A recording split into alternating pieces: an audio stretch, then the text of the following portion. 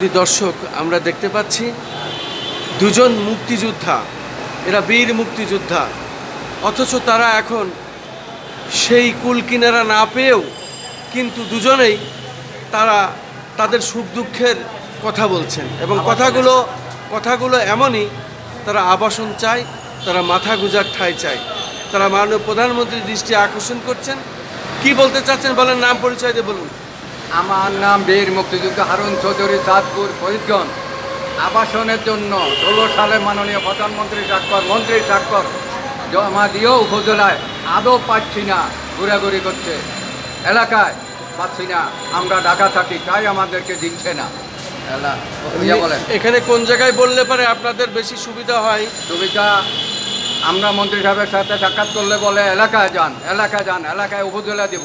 এলাকায় গেলে বলে এখানে কমিটি আছে, তাদের কাছে যান। কোথায় ঘুরবো?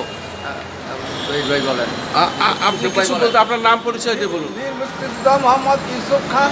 আমি পলাশডাঙ্গা যুব শিবিরের মুক্তিযোদ্ধা। আমাদের একটা বিশাল বাহিনীর মুক্তিযোদ্ধা। আমার কমান্ডারের নাম আব্দুল লতিফ মির্জা। সে 3 বার পরে এমপি হয়েছে। আমাদের মাথা গোজার ঠাঁই নাই, আমরা মাথা গোজার ঠাঁই চাই। আমাদের সরকারের কাছে, সরকার প্লট দেয়, আট দেয়, বিল লিভার দেয়, যে কোনো একটা জায়গা আমরা পাইলে আমরা কৃতজ্ঞ সরকারি। শুধু দর্শক, আমরা দুজন রণাঙ্গনের বীর মুক্তিযোদ্ধার সংক্ষিপ্ত সাক্ষাৎ নিলাম।